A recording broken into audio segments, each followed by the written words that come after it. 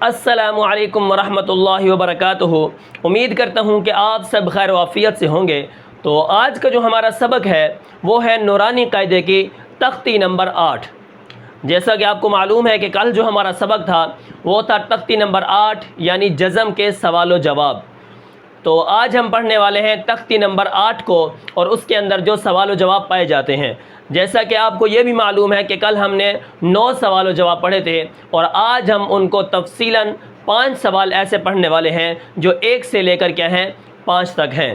تو یہاں پر پیچھے میں ابھی سوال و جواب بھی لکھتا ہوں اور جزم کی تختی کو بھی لکھتا ہوں، اس کے بعد پھر سبق کو شروع کرتے ہیں۔ تو جیسا کہ آپ کو معلوم ہے کہ یہاں پر میں نے پیچھے سبق کو لکھ لیے ہیں، تو چلیے سبق کو شروع کرتے ہیں۔ تو سب سے پہلے جو ہمارا سوال ہے وہ یہ ہے کہ جزم کو پہلے کیوں لایا گیا؟ یعنی آپ اگر نورانی قاعدے کو کھولیں اور وہاں پر اگر آپ دیکھیں تو جو تختی نمبر 8 ہے وہ حروف مدہ اور لین کی ہے۔ اب یہ بھی آپ کو سمجھنا ضروری ہے کہ یہ جو مدہ اور لین ہوتے ہیں ان کا آخری حرف ساکن ہوتا ہے، اس کے اوپر جزم ہوتی ہے۔ جیسا کہ با کے اوپر زبر ہو اور اس کے آگے کیا ہو الف ہو اور وہ ساکن ہو، واو ساکن ہو اس سے پہلے پیش ہوگی، یا ساکن ہو اس سے پہلے زیر ہوگی، تو یہ حروف مدہ ہیں، یہ تب مدہ ہوں گے۔ اسی طرح واو ساکن ہو اس سے پیچھے زبر ہو، یا ساکن ہو اس سے پیچھے زبر ہو، تو وہ واو اور یا لین ہوتے ہیں، تو ان کا ساکن ہونا پہلے ضروری ہے۔ اسی لیے ہم نے کیا کیا، اس جزم کی تختی کو پہلے اس لیے لائے تاکہ ان کے اندر جو حروف ساکن ہوتا ہے ہمیں سب سے پہلے وہ ساکن پڑھنا آ جائے کہ ساکن کسے کہتے ہیں، جزم کسے کہتے ہیں اور ساکن والا حرف کس طرح پڑھا جاتا ہے۔ ٹھیک ہے، اس لیے جو سوال نمبر 1 ہے وہ ہے جزم پہلے کیوں۔ ٹھیک ہے، یہ میں نے آپ کو بتا دیا، جزم پہلے اس لیے ہے کہ حروف مدہ کو پڑھتے وقت، حروف لین کو پڑھتے وقت ان کے آخری حرف ہوتا ہے اس کے اوپر جزم ہوتی ہے، وہ ساکن ہوتا ہے، اسی لیے ہمیں جزم کو پڑھنا پہلے بہت ضروری ہے تاکہ ہمیں پتہ چل جائے کہ جزم کو کس طرح پڑھا جاتا ہے اور ساکن حرف کو کس طرح پڑھا جاتا ہے۔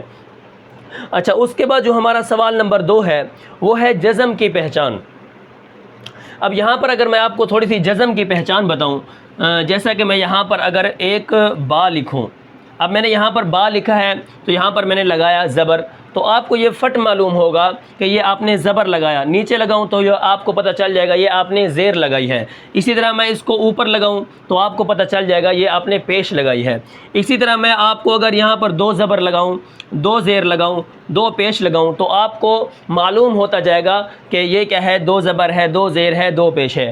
آپ کو پتہ ہے کیوں؟ کیونکہ آپ نے اس تختی کو پڑھا ہوا ہے اور آپ کو زبر زیر کی کیا ہے پہچان ہے۔ اسی طرح جب آپ جزم کی پہچان کرتے ہیں، اب مثال طور جزم کی پہچان کیا ہے، جیسے چھوٹی سی ایک دال ہوتی ہے، اب یہاں پر کیا ہے حمزہ حمزہ زبر آ، ٹھیک ہے، یہاں پر یہ جو دال چھوٹا سا نشان ہے یہ کیا ہے، کس چیز کی علامت ہے، یہ ہے جزم کی یعنی سکون کی علامت ہے۔ اب یہاں پر اگر میں با لکھوں اور یہاں پر اب میں لکھوں جزم، حمزہ با زبر اب، تو تب آپ کو پتہ چلے گا کہ یہ جزم ہے۔ تو یہ جزم کی پہچان ہے، اس کی جو پہچان ہے یہ چھوٹی سی دال کی شکل میں لگائی جاتی ہے۔ ٹھیک ہے، آپ کو اس کی پہچان کیا ہے معلوم ہو گئی۔ اب اسی طرح جزم کا جو دوسرا نام ہے، جزم کی پہچان کے اندر جزم کا جو دوسرا نام ہے وہ سکون ہے، یعنی حمزہ با زبر اب، ہم رک جائیں گے۔ اس جزم کا کیا ہے مقصد، یہی ہے کہ سکون کرنا، کسی حرف کو روک دینا، وہاں پر رک جانا۔ ٹھیک ہے، اور اسی طرح جب یہ آئے گا تو وہاں پر ہم اس حرف کو کیا کریں گے، ساکن کر کے پڑھیں گے۔ جزم کا دوسرا جو نام ہے وہ سکون ہے، ٹھیک ہے، اور یہ حرف کے اوپر ہی آئے گی۔ اب جزم کی پہچان آپ کو معلوم ہو گئی کہ جہاں پر یہ جزم چھوٹی سی دال کی شکل آئے گی تو وہ جزم ہے، اس کا دوسرا نام کیا ہے، سکون ہے، یعنی جس حرف پر یہ آئے گی تو وہاں پر ہم اس کو ساکن کر کے پڑھیں گے اور رک کر پڑھیں گے، جیسے حمزہ با زبر اب، حمزہ با زیر اب، حمزہ با پیش اب۔ اچھا، اسی طرح ہم کیا کریں گے، رک جائیں گے۔ اس کے بعد کیا ہے سوال نمبر 3، جس حرف پر جزم ہو اس کو کیا کہتے ہیں؟ اب جس پر حرف پر جزم ہوتی ہے ہم اس کو کیا کہتے ہیں، ساکن کہتے ہیں۔ اب ساکن کا مطلب کیا ہے، سکون کرنا، کسی حرف کے اوپر رک جانا۔ جیسے مثال طور ایک انسان چل رہا ہو اور وہ رک جائے، چلتے چلتے پھر رک جائے تو وہ سکون کر رہا ہے، وہ اپنے آپ کو ساکن کر رہا ہے۔ اسی طرح کیا ہے، جس حرف پر جزم آ جاتی ہے تو ہم اس کو کیا کر دیتے ہیں، ساکن کر دیتے ہیں، ٹھیک ہے، اس کو ساکن کہتے ہیں، یعنی سکون والا حرف، ٹھیک ہے۔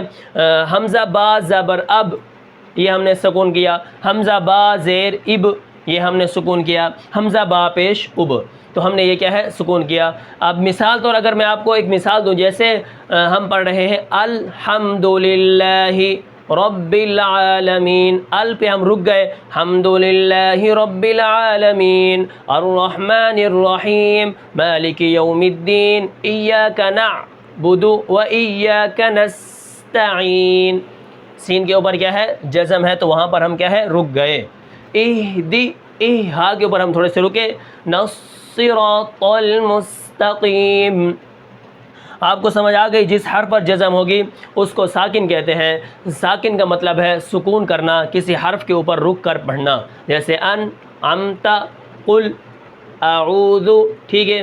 اسی طرح بسم اللہ، تو یہ ایک مثالیں ہیں جزم کی کہ ہم سکون وہاں پر کس طرح کریں گے۔ اب سوال نمبر جو 4 ہے وہ ہے ساکن حرف کو کیسے پڑھیں، ساکن حرف کو کیسے پڑھیں۔ تو یہاں پر میں نے جیسے با لکھا ہے تو اس کے اوپر میں نے سکون کی علامت بھی لگا دی ہے، تو یہاں دیکھیں آپ، اس با کا کوئی فائدہ نہیں ہے، ہم اس کو نہیں پڑھ سکتے، اور ساکن حرف اس وقت تک نہیں پڑھا جاتا جب تک اس کے پیچھے والے حرف پر کوئی حرکت والا حرف نہ آ جائے، ٹھیک ہے۔ اس کے پیچھے جب تک حرکت والا حرف نہیں آئے گا یہ ساکن حرف نہیں پڑھا جائے گا۔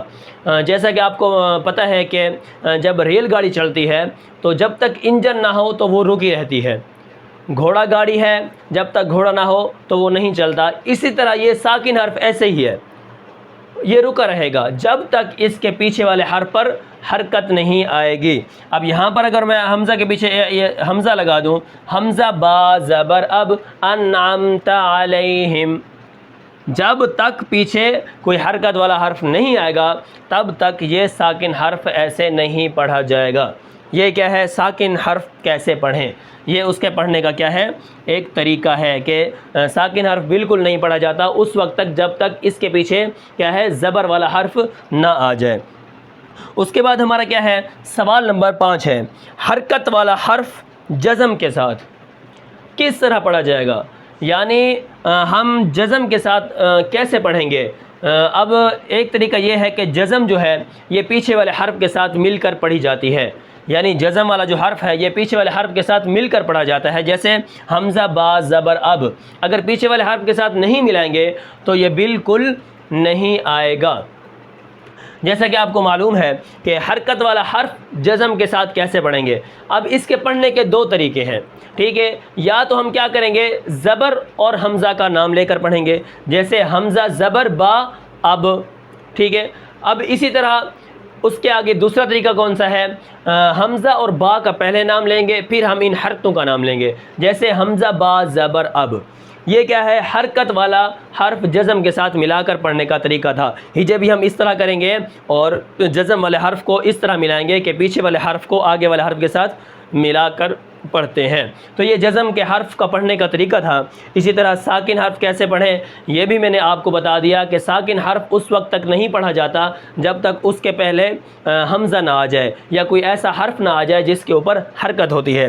جس حرف پر جزم ہو، ٹھیک ہے، اس کو ہم کیا کہتے ہیں، اس کو ساکن کہتے ہیں۔ ساکن کا مطلب ہے سکون کرنا، آپ چلتے جا رہے ہیں، رک گئے، آپ نے سکون کیا۔ اسی طرح سکون کیا، الحمدللہ رب العالمین، ٹھیک ہے۔ ایاک نعبد و ایاک نستعین، سین کے اوپر آپ نے سکون کیا۔ انعمت علیہم غیر المغضوب علیہم، غیر المغضوب علیہم، علیہم، اب یہ جو یا کے اوپر سکون ہو رہا ہے، یا اسی طرح ایاک نعبد و ایاک نستعین کی یا پر جو ہو رہا ہے، یہ جو یا ہے یہ مدہ اور لین کی یا ہے، تو اس کا انشاءاللہ ہم اس تختی کے بعد پڑھیں گے۔ تو آج کے جو ہمارے سوال تھے یہ 5 سوال ہیں، ان 9 سوالوں میں سے آج ہم نے یہ 5 سوال پڑھے ہیں۔ جزم کی تختی پہلے کیوں آئی، وہ اس لیے کہ حروف مدہ کی جو تختی ہے اس کے اندر کیا ہے، جزم آتی ہے، حرف ساکن آتا ہے، تو اسی طرح ہم کو سکون کا بھی نہیں پتہ، جزم کے بھی نہیں پتہ، اسی لیے ہم اس تختی کو پہلے لائیں تاکہ جب ہم کل کہیں گے کہ با کے آگے اگر جزم ہو، الف ساکن ہو، ساکن کا کیا مطلب، یعنی جس حرف پر سکون ہوتا ہے اس کو ساکن کہتے ہیں، ٹھیک ہے، جس حرف پر کیا ہوتی ہے، جزم ہوتی ہے، ہم اس کو کیا کہتے ہیں، ساکن کہتے ہیں۔ تو اس لیے ہمیں حروف مدہ کی تختی کو پڑھتے وقت کوئی دقت، کوئی پریشانی نہیں ہوگی، ٹھیک ہے۔ اچھا، اس کے بعد کیا ہے جزم کی پہچان۔ میں نے آپ کو جزم کی پہچان بتائی ہے کہ جیسا کہ میں ایک با لکھوں، اس کے اوپر میں زبر لکھوں، زیر لکھوں، پیش لکھوں، تو آپ کو معلوم ہو جائے گا کہ یہ زبر ہے، یہ زیر ہے، یہ پیش ہے۔ اگر میں چھوٹی سی دال لگا دوں، سکون کی علامت لگا دوں، تو آپ کو پتہ چلے گا کہ یہ جزم ہے اور اس کو کس طرح پڑھا جاتا ہے، ٹھیک ہے۔ آگے ہے جس حرف پر جزم ہو اس کو کس طرح پڑھتے ہیں اور ساکن حرف کیسے پڑھیں، تو یہ میں نے آپ کو سب کچھ بتا دیا ہے۔ تو امید کرتا ہوں کہ آپ کو یہ سبق سمجھ آیا ہوگا۔ پھر ملتے ہیں انشاءاللہ اگلے سبق میں، اگلے سوالوں میں۔ تو تب تک کے لیے مجھے اجازت دیجیے، اللہ حافظ۔